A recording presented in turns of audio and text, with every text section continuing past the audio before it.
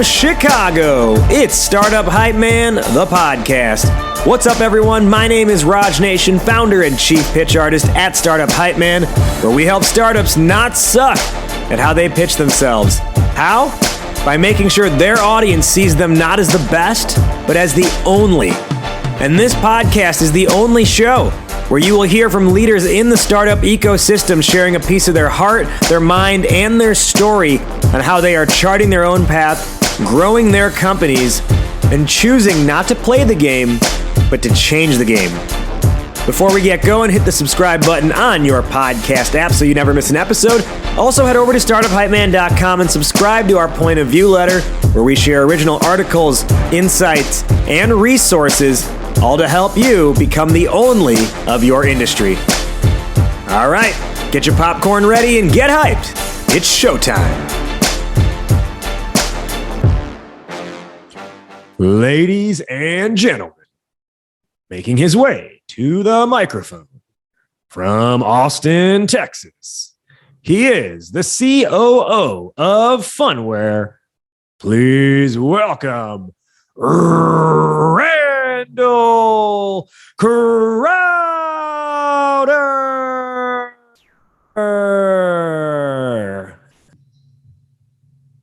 I love it. You prepared me for it, but I didn't know it was going to be that good. I love that for everyone who's listening to the audio of this, you wouldn't have caught this, but check our LinkedIn afterwards because we'll put the video up. Randall did the flex and everything. Like he was ready. The only thing missing was pyro going off in the background. I usually have a smoke machine in my old office, but as we discussed, we moved into the new office. I don't have the smoke machine, anymore. Small aside, and I'm throwing off your whole flow here, but I got to tell you this. Yeah. Being in the Army once upon a time, I used to know a guy, and I'm not going to name his name because I don't think he's still in, but he had a directional heater in front of his desk. Yeah. And actually in front of his desk, when you're sitting in front of him, it was always about 20 degrees hotter than him sitting behind his desk. And he just wanted to see how people reacted to just being really hot. And it was, let's just say he was in and around the PsyOps community, but I have seen this desk. It's incredible. I was like, I've got to get one of these. So anyway, back to our regularly scheduled programming. All right. Well, as I mentioned, he's Randall Crowder, the COO of Phunware. Phunware is changing the game for organizations around their customer acquisition and their customer tracking. They are helping some of the world's biggest brands better identify, acquire, engage, manage, and monetize their customers. And when I say some of the world's biggest brands, I mean the likes of the NFL, NASCAR, Fox, the Olympics, so many more. They're a public company at this point. Over the years, they've raised over $100 million in private capital, and then over $100 million as a public company as well. And Randall himself is a multi-time entrepreneur, an investor, very embedded in the startup ecosystem. Today, we are going to cover something that he's got a lot of experience in, having raised over $200 million in total capital for Phunware alone. And that is raising capital through hidden funding opportunities. So Randall, once again, welcome to the show. Raising capital through hidden funding opportunities. Why is this on your mind? Why is this important to you? Oh, man, it's one of those things that if you're going to be an entrepreneur, you've got to figure this out. And it's actually where I started my entrepreneurial journey. I actually started, maybe it was in a prior life, I was in the military. So it's kind of all about know your enemy, right? And so I started networking and working, within kind of the angel community, which led me to kind of the venture capital community. And then I fell in love with it and did it over a decade as an angel investor and then a venture capitalist with my own fund. And I really cannot impress upon people enough. You've got to know this game because someone somewhere is going to, either beat you or outraise you. And so you could absolutely, if you want to do the bootstrap game, I commend you. If you're able to do that well and execute on that well and keep 100% of your cap table, that's amazing. But more often than not, I think most of the listeners and watchers here, whether you're raising seed capital or Series A, you're looking for a bigger bat to swing. And, in my day, and not that long ago, it was venture capitalists or maybe angel investors if you were early. Now, there's so many different ways to think about funding. And I say that as a huge arrow in the quiver of every entrepreneur. You know, the VCs and the angels aren't the only game in town anymore. So the more you educate yourself and the more you learn about these kind of asymmetric sources of funding, the better you can, a better deal you can get. But really also the relationships. You know, I think that gets lost in this. And the reason why I think about it, to answer your question directly, is funding is less about the capital, which is a commodity, and it's more about the relationships you build. How are they going to help you with your business? How are they going to help you with hiring? How are they going to help you with credibility? And so the more sources of capital you can find, you know, the stronger you will be as an entrepreneur, 100%, and the more you'll protect your company. We're going to dive a whole lot more into that in just a few minutes. Before we get there, let's learn more about Randall, the person. Now, you mentioned your experience in the military. You went to West Point. Then you became a captain in the U.S. Army. No small feats by any means. They're very significant accomplishments. At Startup Hype Man, several of our clients over the years have been members of the military community. So I've been able, just through by proxy, been able to see what kind of unique perspective they've been able to bring to the table as founders. I'm curious, not only were you a captain in the Army, you also served time as part of that in Iraq. Your experience there, you know, I'm sure it was incredibly challenging, incredibly difficult. I'm sure you had probably some very good memories of the people you were with as well at the same time. Yeah. What do you take from that experience in Iraq that you can point to say, that's helping me today as an entrepreneur? Absolutely. What you do, not only, you know, when the pressure is on, when chaos is all around you, you know, but how you persevere through that, you know, how you respond to it. You know, there was no playbook for what we were going into. I'll be honest, I can't claim to be, you know, some patriot that was out there, you know, doing amazing things. I went into the military in the 90s when Rumsfeld was downsized in the Army, and I went to West Point in peacetime. 9/11 was my senior year. I still remember walking into class right after, you know, 9/11 happened. We were actually on alert at West Point, and they thought a plane was actually coming and possibly going to target West Point as well. And I remember walking into class the first day, and we had this almost cartoonish colonel as my teacher. A lot of active military members come back and teach at West Point. He had jumped into Grenada or something, but I mean, he is what you would imagine is the all-American military colonel, you know, jaw like this and gravelly voice. And we all sit down, and he's kind of staring at us, you know, steely-eyed killer is what they call him. And he goes, "Well, cadets, you're all going to war." It was just like, whoa, that's a wake-up call. You know, when you don't really think that that's your future, and like that, everything changes. But that's entrepreneurship. You know, every day, you know, it's not what you see in the movies. I mean, entrepreneurship is tough. And they're throwing something at you all the time, and you were fighting for your life most of the time. And you got to really rely on the people around you. And so, you know, whether it's life and death on the battlefield or life and death in the boardroom, you know, you have to build really cohesive teams. You have to learn to be able to delegate responsibility to the people you trust.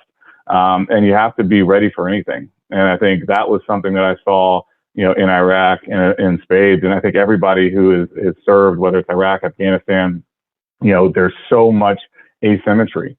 We were never trained for that war. We were training for Russia or China, you know, big force on force, large mechanical engagements. And all of a sudden you get thrown into a town, and, you know, 1 minute you're, you know, a peacekeeper, another minute you're a trigger puller, another minute you're a civil affairs officer, and, you know, later on in the day you're handing out candy and then getting shot at again. And so being able to process all of that, maintain your humanity, you know, keep, you know, commander's intent and vision, and keeping people motivated, you know, that's entrepreneurship in a nutshell. I mean, it is chaos, and you have to be able to understand, you know, how to still lead amidst all that chaos. You know, in the startup game, we often talk about pivots. You mentioned you go to West Point during peacetime being like, I'll graduate, and then I'm like, it's going to be fine. And then, you know, you walk in the first day of class and find out you're going to war. I think that's like the ultimate pivot, right? So can you actually talk us through, what was your mental conversation like when you had that realization all of a sudden one day that you're going to war? Yeah, you know, I think that there is something, you know, I've kind of had these moments of soul searching. And one of them was actually even, you know, before West Point. Look, I was going to go, I'm from Austin. I was going to go to UT. I was already accepted to UT. I was going to have a lot of fun. I was having a lot of fun in high school, and I had no intention of serving my country. I'll be totally honest. But then, through a kind of a series of events, and I'll truncate the story, ended up, having the opportunity to consider going to West Point. And so I started having this kind of soul searching moment of like, well, if I don't at least try, I'll always wonder. And there's a famous kind of saying, there's only two pains in this world, the pain of regret or the pain of discipline.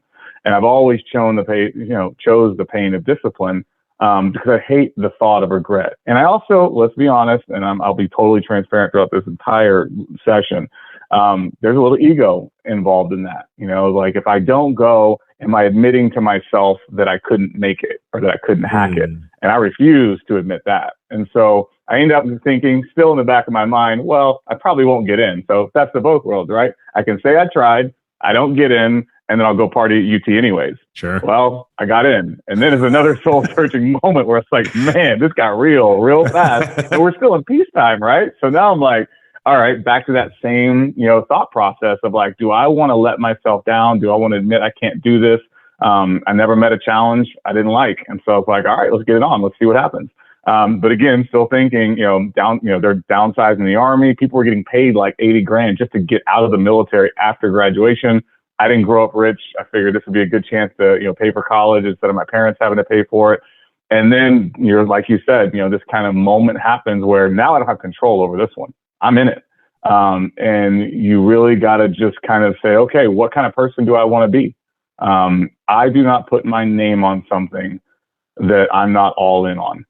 I've had 2 relationships my whole life. I've had 2 real jobs my whole life. When I'm in something, I'm all in. And I think it started all the way back then where it's like, all right, I'm going to be the very best version of an officer that I can be. And I think a lot of people didn't even know I was getting out. So you serve 5 years after West Point. And I remember when I put in my paperwork, I was actually stop loss my 5th year. So they got 6 years out of me. And then I did 2 years of guard. But, that 5th year, when I was telling people, okay, hey, you're going to stay in? I was like, no, I'm getting out. Everyone was shocked. Like all of my, leadership was like, whoa, I thought you were going to stay in, general track. Because I made the most of it and I did everything I could to be the best version of myself during that process. And I think everybody needs to really take stock of that. Like if you're going to put your name on something, if you're going to do something, you need to be the best version of yourself when you're engaging in whatever it is you're doing. And not because someone's watching or you're trying to raise money or trying to impress a girl or a guy, just because why not? Anything worth doing is worth doing well. And if you're going to do it well, go all in.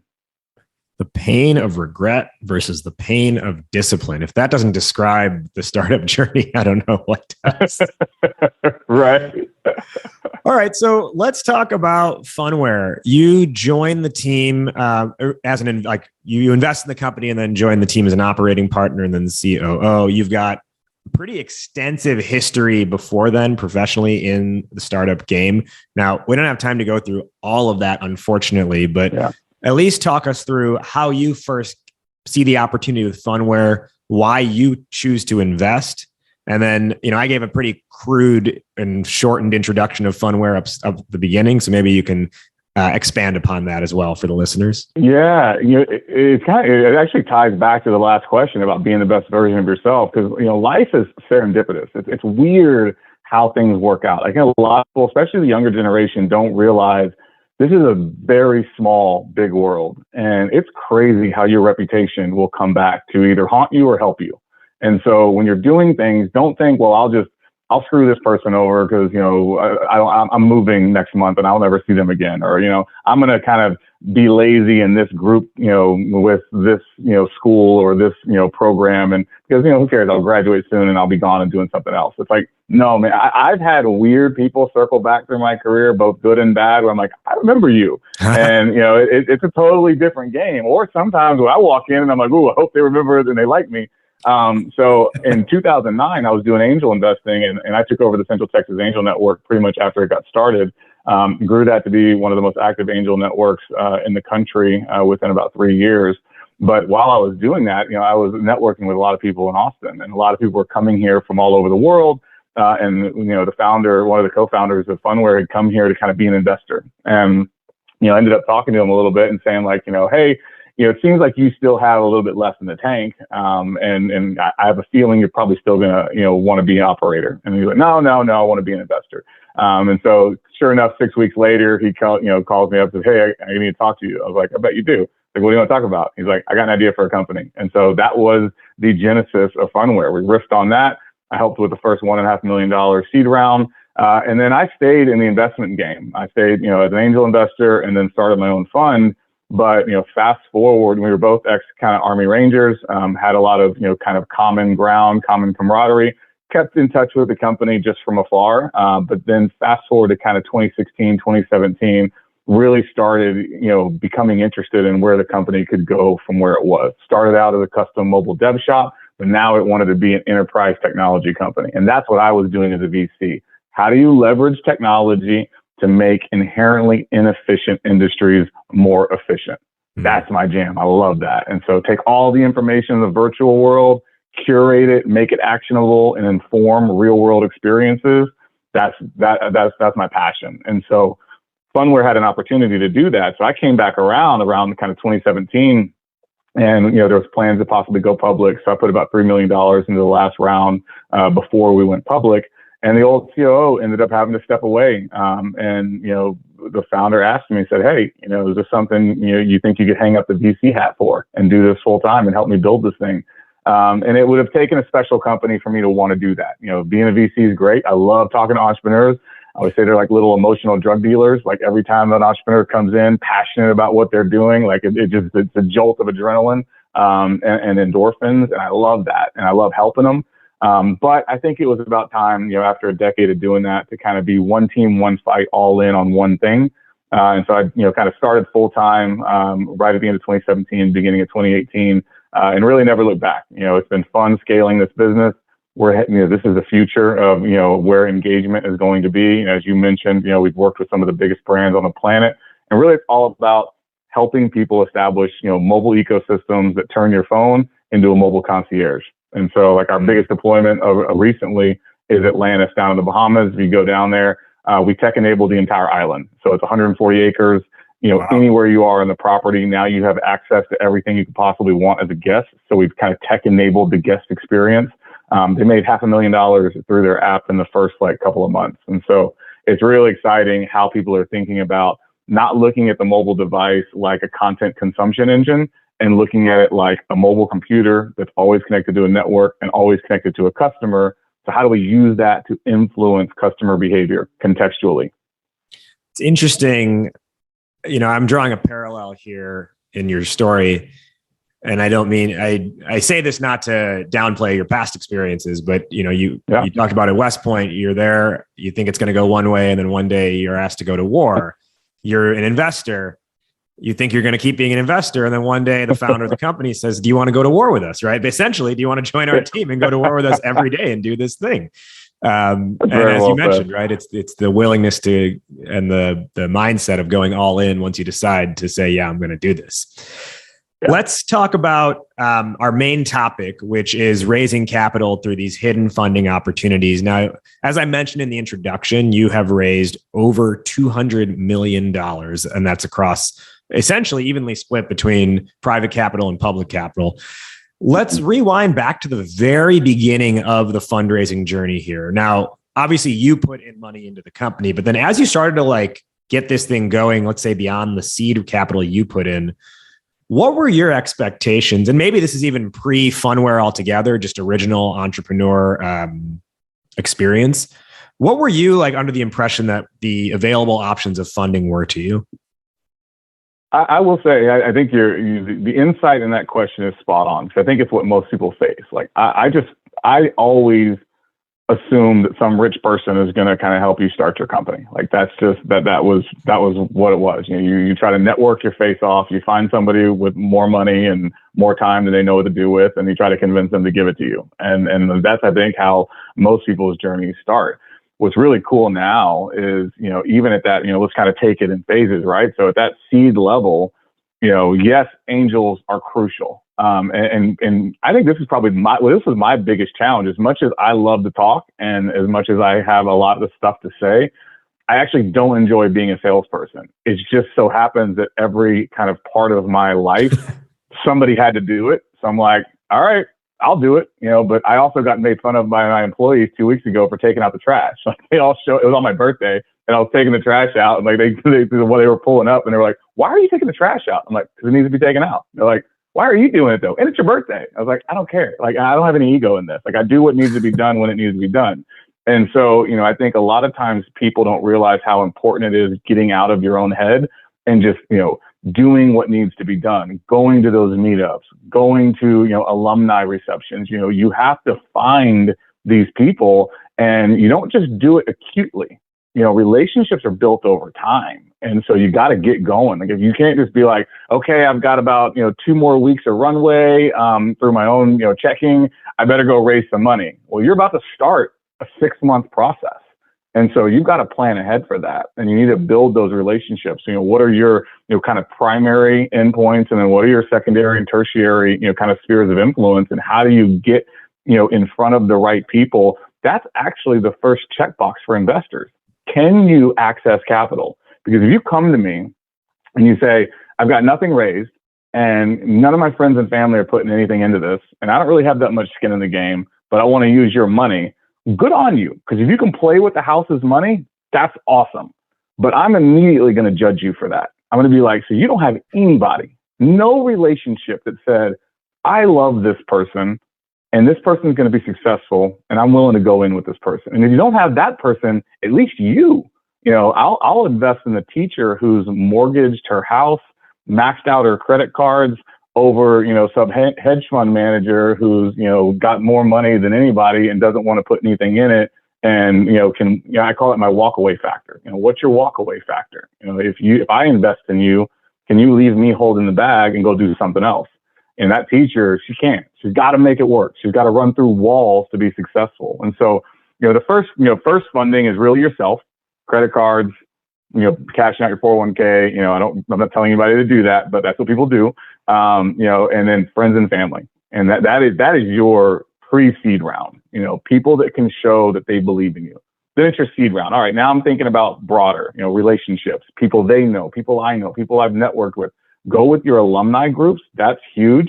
But again, all of this is angels. What's cool over the last probably 20 years and what we were riffing on even before the call is all these other opportunities are now popping up to help you in the seed stage. Crowdfunding, really cool opportunity now to really just reach and talk to people just like you, normal people who are a lot easier to sell than, a lot of, curmudgeon-y old VCs. And so crowdfunding is really cool. There are ways to bootstrap. We did this at Phunware. It's called customer funded R&D. If you have a product, some of the things that I see entrepreneurs doing that are a huge mistake is thinking that one more feature is going to just solve everything.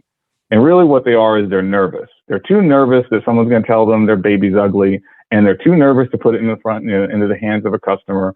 But your customers will tell you what they want. They'll tell you what they want to pay for. And so the minute you get, you'll hear these acronyms all the time, in Army and entrepreneurship, but the minute you have that minimally viable product, that MVP or that POC, that proof of concept, get it in the hands of a customer. You can hack things together to kind of see what customers want, see what they want to do. It can feel a certain way to them, but maybe, it's a different way to you. A SaaS company might have all these inputs, but, you might not be able to afford to build a SaaS platform. So maybe you just use a really cool Google Docs that feels like you're putting in the inputs, but in the background, you're running around collecting all the inputs and then delivering them the service. So there's a lot of ways to get something into the hands of your customer, have them start paying you, have them fund some of the business. Angels love that. VCs love that. It shows traction, and it shows a lot of hustle. And then, kind of once you move past seed and you kind of move past kind of crowdfunding, customer funded R&D, you really start playing at a higher level. And I think that's the concern I have with a lot of entrepreneurs, especially here in Austin. You'll always hear this term dilution. You're always worried about, okay, if I raise this much money, how much of the company am I going to have to give up for that? And then what are the kind of milestones? How am I going to build value with the money I just brought in? So I'm balancing dilution versus value creation. And so I think what's a challenge is this, and you hear this all the time. Do you want to own a smaller piece of something bigger and growing, or do you want a larger piece of something that, maybe doesn't have the resources to go where it needs to go? And so not only do you have to kind of keep up with the Joneses, you have to keep up with the market and the opportunity. In Austin, we're a bootstrap town. There's not, they're starting to move here now, but there wasn't a lot of VC players here. And what ended up happening was there's a lot of really good ideas in Austin. And all of a sudden they'd be like, okay, we just raised, $2 million, and now we're going to that'll last us about 2 years. And then someone in Silicon Valley raises $300 million and they just lap them 20 times and they're off to the races and no one will ever hear about it again. So, you don't want to be relegated to the annals of history because you didn't raise enough or be aggressive enough in your growth. And so when you want to raise aggressively, VCs are still largely your best bet. One, because of the relationships they have. Two, because of their decision-making ability. They can make decisions fast. And just really that credibility that they lend. Now, Phunware, we didn't really do that. And some of that was, the founder's choice. He had raised money from VCs in the past, wanted to kind of own. You'll see a lot of serial entrepreneurs, I think, try to do more with angels a lot of times if they had a bad experience with VCs or if they don't feel like they can access the VCs. And so Phunware was largely funded by angels, very big rounds by angels, and then customer funded R&D. And then the other one that I haven't mentioned, strategics. So we got in a strategic investment from Cisco, strategic investment from Samsung. Hit or miss.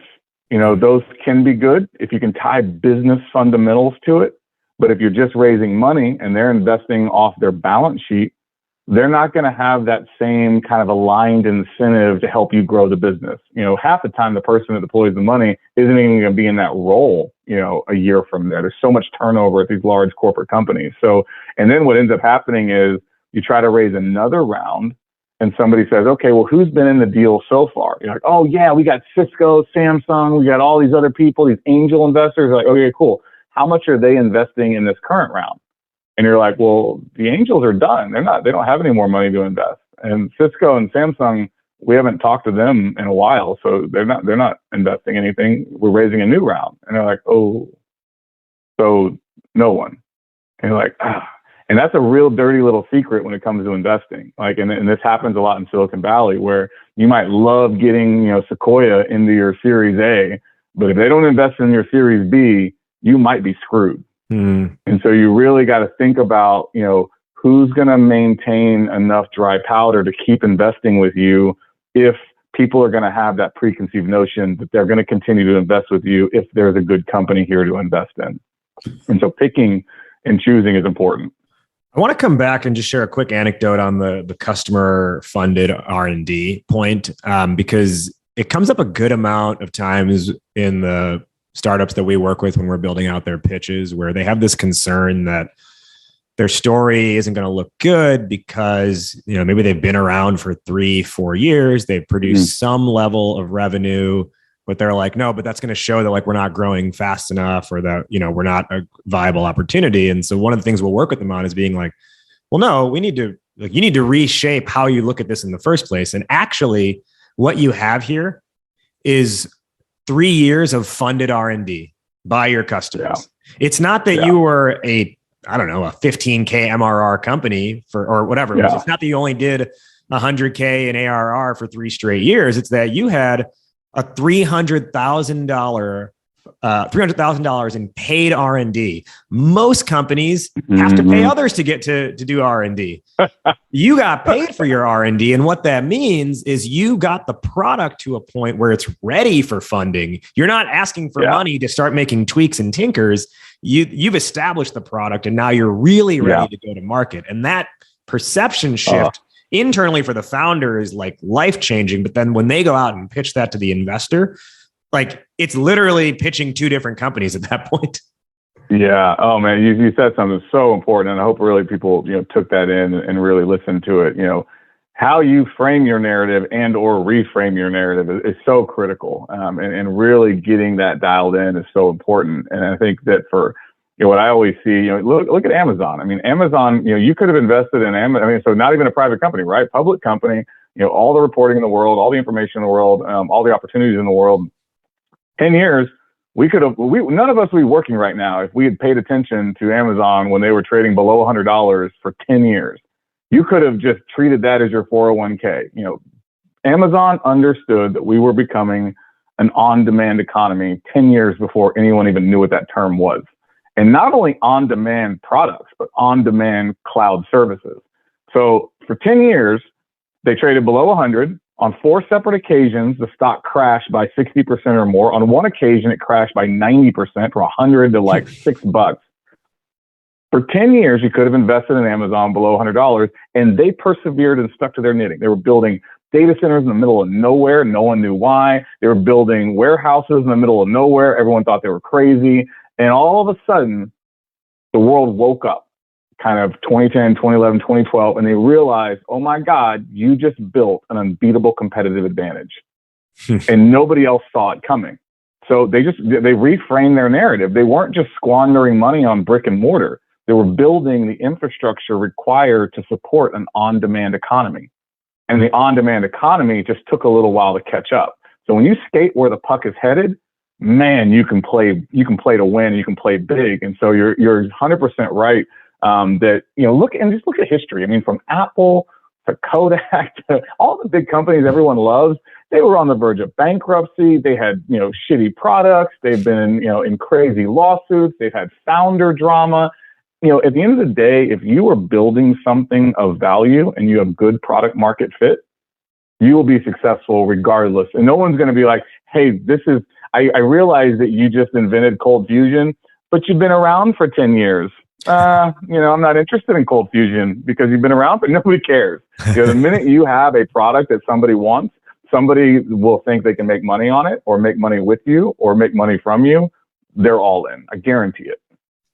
I want to go into some of the other funding instruments that you've got experience with, like sovereign wealth funds. I do want to double down a little bit on alumni groups and then SPACs as well. Before we get there, one thing that's important for everyone listening to understand is that in Phunware's growth, aside from the capital itself, what they've really used that capital in part, at least, to do is really establish their product for scale.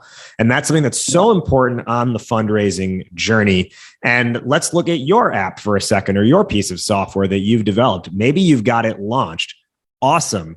That's not so much the hard part. It's actually making it stay afloat on the market. That's where it gets really challenging. And about 4 in 5 apps launched in app stores get deleted after a single use. If you didn't know that stat, it's harsh, but it's true. And when I look at my phone, I've got so many apps that are sitting there, but they got the cloud icon next to them because I used them once and never used them again. So then how do you thrive without a profound product strategy experience? Well, you're not doomed to failure if you don't have the know-how in-house. You just need an experienced partner that can help you from start or from where you are today all the way through to scale. And that experienced partner goes by the name of Mikito. They are a team of design, software development, and product strategy experts that have built over 150 successful products for startups and enterprises. So what that means is that you're a startup today, so you need the scrappy, the savvy, and the agility to build for the right now. But ideally, you scale your company up and you end up potentially selling to enterprise. Well, Mikito's got experience about the startup and the enterprise level. So they've got that agility to work with you today, but they've got the experience to know how do you make this really stick in the market so that perhaps you yourself get customers like Phunware's had, like the NFL, like NASCAR, like the Olympics, right? Global iconic brands become your customers. You'll never know unless you talk to them first. So to get started, just head to mikito.com/hypeman. That's MIQUIDO.com/hypeman. Mikito.com/hypeman. Today on Startup Hype Man, the podcast, we're with Randall Crowder, the COO of Phunware, and we're talking about raising capital through hidden funding opportunities. Now, Randall, one of the things you mentioned before the break was the alumni groups. Now, I actually don't think as many founders are aware of this as an instrument of funding as I think should be. Can you just explain, and I know it's how you've raised capital, or one way you've raised capital in the past. Could you just go back to that and explain, like, what is the flow of money like for these alumni groups? Like, how do they come together? Why are they investing in the first place? Yeah. The cool thing is, they know, a lot of them know your journey. So, I mean, there are some alumni who are, masters of the universe, big private equity or venture capital funds, but you also think about, every time you go to an event, they always try to drag back that really successful founder or whatever. And so whether it's a family office, whether it's a professional institutionalized investor, or whether it's a successful entrepreneur, they are your alumni, and they are going to be predisposed to wanting to at least hear you out or help you or support you. And so I think that's a great place to start. I have some experience with it because I started Texas Venture Labs at UT. And that was just, it was interesting because I got to see firsthand the power of it. So Bill Gurley is a famous alumni of UT. A lot of people probably know him even more in wake of the Showtime Uber show, but early investor in a lot of, just kind of the pinnacle companies of our generation. Amazing guy as well. And so, he's a founder of Benchmark, and, Benchmark is one of the best investors you could possibly raise money from. He also happens to be an alumni of UT. And so I was running a program called Venture Fellows while I was at grad school to get my MBA at McCombs, got to meet him. And then I was having all of this experience while I was going through school in the real world, running an angel fund, starting a VC fund, doing a lot of things, kind of starting another company. And I thought, wow, it's a shame that more students don't get this kind of experiential learning. I wonder if I can help. And so I started Texas Venture Labs with the idea to give other graduate students this kind of real world experience with VCs and entrepreneurs that I don't think they were getting in the classroom. And I needed to fund it. And so I ended up, going to the donors, and you realize how powerful donors are and how powerful alumni are, when the alumni say, look, we're going to help support these initiatives. But we're not donating to the football team. We're donating to this to help, drive, entrepreneurship and innovation. And the dean at the time, he actually called me out when I was getting my diploma for doing a lot of this stuff. But, I went to the alumni. That's the power base. And they all know each other and they work in the same circles. And so we were able to ultimately kind of fund this organization through the alumni. And it's no different than in trying to fund, a startup or trying to fund a growth round.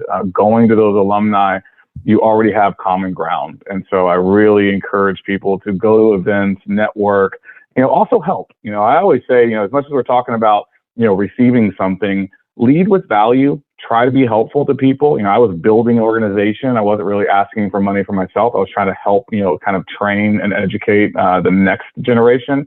And so I would always say, be careful of that as well. You want to be able to find ways to add value to other people, when and where you can. So if they ask you to, even as a first time founder, to come speak at a class or to help out with an event or mentor people, don't think, well, oh man, we're running out of money and I'm too busy. Always try to remember that, there's somebody else who can look up to you as well. And so to make sure that you're adding value, especially when you're working within your alumni circle. Yeah. Help others before you ask for help yourself.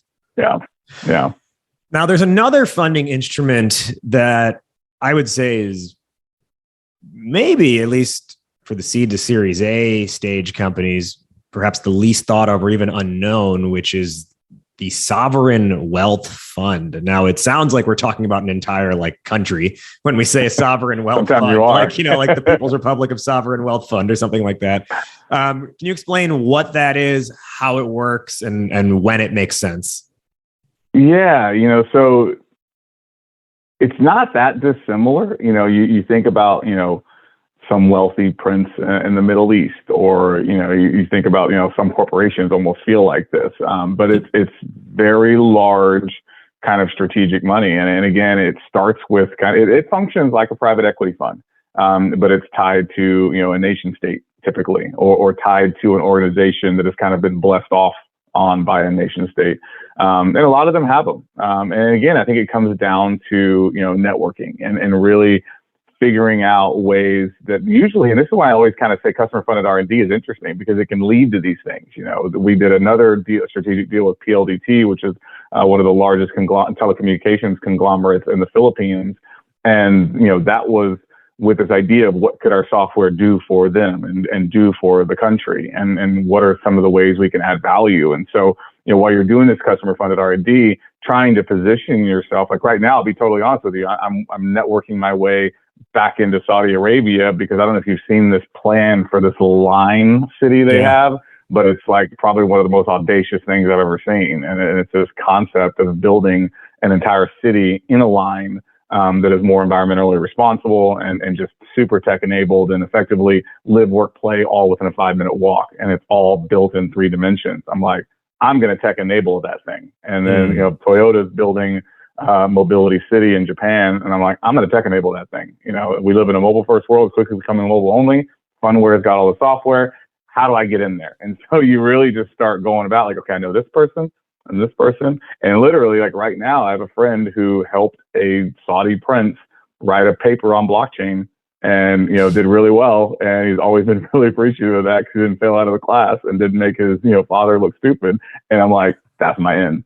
And so, that's kind of how asymmetric funding has to be, paying attention to the battlefield, as you would say, where are all the moving pieces, where are your points of vulnerability? How do you get access to certain things? And so sovereign wealth funds function, I think almost, it's harder to get into them, but there's an interesting dynamic to that because they do their own thing, right? So I like that. Like they're not worried about, is, Benchmark going to invest? Is Sequoia? But they don't care about Silicon Valley. They got more money than Silicon Valley combined. Saudi Arabia doesn't care what Silicon Valley's investing in, and so you have this ability to have a one-on-one pitch to somebody who is not thinking about, peer pressure or community perception. They're just thinking about you as the entrepreneur, you as your company, and do they want to fund it? And oh, by the way, if you get into that and they like you and you can maintain that relationship, think about like SoftBank. It's effectively what SoftBank might as well be a sovereign wealth fund. SoftBank. Well, actually, people don't know this, but a lot of SoftBank and Silicon Valley Bank's investable money is actually coming from the Saudi Arabian government. Exactly. And I think, that's real power when it comes to funding. Now, a lot of entrepreneurs don't make it through that process. When you start taking big money and you start taking it from very big organizations, taking a step back, I know we didn't talk about this, just the hazards of all of this. The minute you take money from somebody else, it's no longer your company. Stop thinking that. You might have, majority share, you might have voting power, but it's not really your company anymore. And the minute you take big money, you are expendable 9 out of 10 times. Now, some people get real creative with their contracts and they protect themselves, but you need to be basically Zuckerberg to pull that off. Most people, do not have that, or Evan over at Snap. As you do, our next, I think we're going to talk about a little bit of the public funding sources. And once you go public, it is not your company legally. Lock, stock, smoke, and barrel. It's done. You are now, your only goal is to maximize shareholder value. It is not your company, and you work on behalf of the shareholders, and you can be removed, period. And so I think people need to understand that, because I think people have a hard time reconciling that. You saw they removed Steve Jobs, they can remove you. And, maybe they'll hire you back like they hired Steve Jobs back, and you can say, I told you so. But when you start taking money from people and you start taking money from sovereign wealth funds and the Silicon Valley elite, they are beholden to their money, their return on investment, not the entrepreneur. Now, ideally, the entrepreneur is the one who will take them to the promised land. But if they feel like you are not the one, you are expendable. One more question here before we begin our wrap up. And this is looking, down the road as you start to make that journey towards going public. It's a vehicle that's been popularized over the last couple of years. It's called a SPAC, Special Purpose Acquisition Company. A friend of mine no longer is there, but was actually at FaZe Clan, which is the first ever esports team to go public. And they recently went public via SPAC.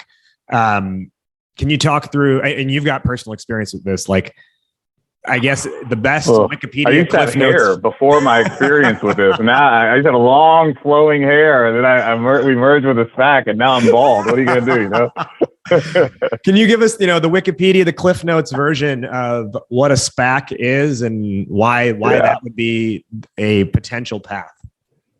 Yeah. First and foremost, I would tell you, don't do it. Now I'm going to walk you back from it on where you can do it. SPAC for most people is not a good idea. It was not a good idea for us. And again, talk about a pivot, talk about learning, talk about getting punched in the face. If I could do it over again, I would 100% not do it. I wish we didn't do it. A SPAC is a non-operating entity that is taken public. It's effectively a public version of venture capital. You raise a bunch of money from people, you park that money in a SPAC that trades on NASDAQ. It doesn't trade because nobody cares. It's just kind of flat lines, but it just sits there. And it's got a certain amount of time in which it can merge with a private company. The private company gets the money in the SPAC, and then the private company takes over the ticker symbol. So it's an easier on-ramp for a private company to go public. Then it's called an S4 rather than an S1. Yeah, and then you have to go through the S1 process and do the roadshow and everything. Exactly. And exactly. That roadshow with Goldman Sachs or whatever. That all sounds well and good, but here's the dirty little secret. SPACs were never meant to find great innovative companies. When you have these masters of the universe with large funds, a lot of times they receive management fees based on committed capital. Well, what if they don't have anything they want to invest in? They call that cash and they commit it to a SPAC. Now they can pull down management fees on that committed capital, even though they never invested in anything. And the reason why they do that is because they can redeem from the SPAC whenever they want. They can park the money in the SPAC, pull down management fees, and the minute they want the money back, they can pull the money out of the SPAC. And all along the way, they get warrants in whatever company that SPAC ends up merging with, whether they leave their money there or not. It's a dirty little secret. And if you're an entrepreneur, you should kind of work into the deal docs not to allow this. You need to understand what money is going to be in that SPAC at close, because a lot of people are just parking their money in that SPAC and they have no intention of sticking around. And so even though this is a funding source, it wasn't for us. By the time we merged with our SPAC, there was almost 100% redemption. And so this was in December of 2018, right before the government shut down. A lot of funds were hurting and they needed the capital because the market was crashing. Everybody redeemed. And so we effected basically a direct listing. And this is why your example is really good when it comes to SPACs. The best people to do a SPAC are if you have name brand recognition. You already have community, you already have brand awareness. It is not a good vehicle just because you think you're a good company, unless you have just like crazy numbers. And if you have crazy good numbers, you might as well do an S1. But if you don't have crazy numbers, then you need to have a crazy brand. You need to be Richard Branson, Donald Trump, an esports team, Spotify. You need something where people go, oh, I know that company. I'm going to invest in that company, because otherwise you have no support in the public markets once you go public.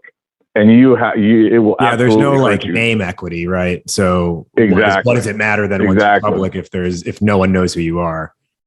And that's what people don't realize. There's the business of running your business, and then there's the business of being a public company. It's no different than being an elected official. Like, you have to actually do your job, which I question if anybody actually does their job as a politician anymore. But they spend most of their time on trying to stay elected or getting elected, yep. and they just kind of get distracted from their real business.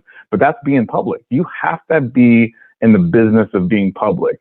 IR, investor relations, PR, marketing, roadshows, non-deal roadshows, shareholder meetings. There's all this stuff that you now have to do that you didn't have to do as a private company. And then, oh, by the way, the administrative burden. So if you're going to do that, you really got to understand, what are the resources you're getting? Is it worth the cost? And a lot of times with a SPAC, it is not, because, if you don't have that brand recognition that can really grow that community the minute you go public, you don't have a safety net. You don't have, you need analysts covering your stock. You need banks. You need some level of market making effectually, and you don't want that to be hedge funds, which are just shorting your stock and just trying to put downward price pressure and play this kind of churn game on volatility. And so be very wary of SPACs and read the fine print in SPACs. Look at the warrants and what those warrants can do.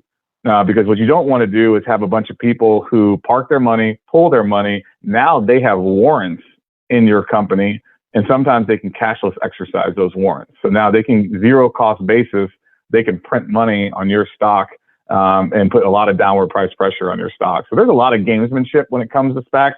SPACs are like this financial engineering thing that is almost like an ICO in the public market. So it's like, there's these crypto tools, which is a whole other funding source we can talk about next time.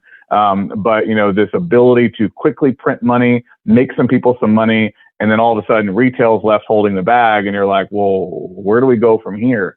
And sometimes that's a really hard journey. We've faced that journey firsthand, and it's been a challenge. Let's begin our wrap up. Randall, where can our listeners find you? Where can they find Phunware? Where can they learn more? Yeah, easy to find. I'm Randall Crowder on just about everything. Randall Crowder at Randall Crowder on Instagram. That's 2 L's. I'm Crowder Official on Twitter. I have Randall Crowder, but I have no idea what my password is. So maybe one day I'll figure out what that is and go back to Randall Crowder on Twitter. But for now, it's Crowder Official. You can find me on LinkedIn. Same thing, Randall Crowder. You can learn about Phunware, phunware.com. It's Phunware it's fun with a PH. We also have a really cool blockchain ecosystem we're building out, so you can download Fun Wallet on iOS and Android. You can actually check out Fun Token, which is our utility token. And then we also have a security token coming out called Fun Coin. So we're the first public company to ever kind of issue its own digital assets in this manner. So we're setting a lot of milestones, which are really cool. But yeah, I'm easy to find. I hope that this was helpful to people. If I can be more helpful, please let me know how. And please, help each other out and really kind of look for ways to, again, not only be the best version of yourself in your own entrepreneurial journey, but how to add value to other people's entrepreneurial journey as well. Randall, who is one person who you want to give a shout out to who's been helpful for you on your journey? My mom, hands down. I think being supportive, but figuring out how to give me enough latitude to make mistakes and not hold them against me is something only a parent can do. I just found out that I'm expecting my first in March, and we found out a week before the wedding. I just got married a couple weeks ago, and so we announced it at the wedding. Double congrats. I'm adulting fast. I waited a long time, but I'm adulting fast. But that's what's on my mind right now. But it's no different than being a good CEO, a good founder, a good leader.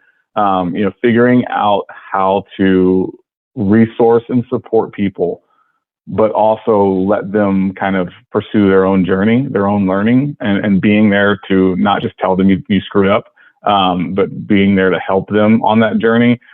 I don't always get that right. And I hope I can figure out a whole lot in the next, 6-7 months, to be just kind of half the parent my mom was. But my mom figured it out in spades and gave me enough room to learn and grow on my own. And so I owe her and my father, who has passed, I owe them, everything that I am today, for sure.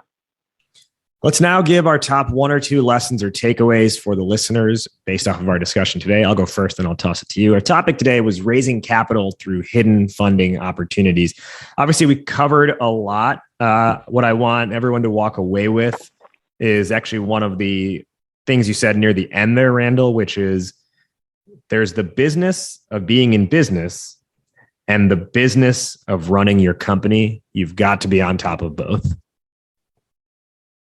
You're 100% right. I think I'll go back to the beginning of the call, when I kind of said this idea of the pain of regret versus the pain of discipline. And it sounds kind of like a t-shirt, but that discipline is going to those meetups. It's putting yourself out there. It's pitching everywhere you can. It's not trying to game the system. It's, being consistent and authentic. Discipline is consistency of action. And as an entrepreneur, that is so critical, because motivation will come and go. Motivation, you'll be in state and you'll be like, I'm going to take over the world. And then the next day, you're down. And so you got to have conviction. Conviction will beat motivation every day. And conviction comes through discipline. It means you're going to be organized and dedicated and committed. And when it's hard, you're still going to do it. My final question, which is how we end every episode on this show.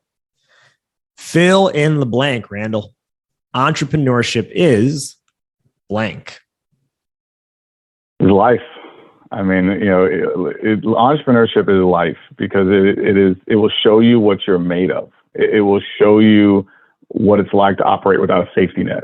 I get it, the allure of the big corporate gig, but you're never going to know, could you do it on your own? Could you, and I'm not saying everybody's got to be an entrepreneur, don't get me wrong. But this is kind of this is something that makes you feel alive. It is working without a safety net, knowing that if you don't do it, no one else will. My wife gets on me all the time. She's like, why are you working on the weekend? It's because I don't have anybody else to do a lot of the things I do. And that gets me up in the morning. Entrepreneurship makes you feel alive because, you really get to test, the outer limits of your potential. And you really get to understand what you're made of, and you really get to put yourself out there and then have people respond to that. And then, that is, I think, one of the most special things you can do is put yourself out there and be willing to, withstand the criticism. And, if you're willing to persevere, God put, the most amazing things in your life on the other side of terror. Entrepreneurship is life. He is Randall Crowder, COO of Phunware. Randall, thank you so much for joining today on Startup Hype Man, the podcast. Thank you for having me. Really appreciate it. And listeners, don't forget, coming soon is the official Startup Hype Man mixtape. That's right. We're dropping a hip hop album about the founder journey. And up to this point, I've been giving the tentative title of the startup mixtape, but I think I now have the official title of the album of the mixtape, and we'll see if it holds. But right now, the tentative title that I'm going with is Burn Rate Volume 1. So be on the lookout for Burn Rate Volume 1 hitting your Spotify feeds late 2022. But if you want to be the first to know it and get exclusive access to the singles when they drop before the whole album drops, just subscribe to our point of view letter at startuphypeman.com. We'll see you next week. That's a wrap on this one. Shout out to our guest once again for sharing their story with us. If what you heard impacted you, do one of three things. 1, let our guests know. Reach out to them directly. They love hearing from you. 2, leave a rating and review on Apple. Or 3, simply hit the share button and share this episode with one friend who you think would benefit from hearing it. Catch our full episode archive at startuphypeman.com/podcast. And if you want to make your pitch not suck, reach out to us through the website. That's all for this week. We'll catch you next time. Raj Nation out. Believe the hype.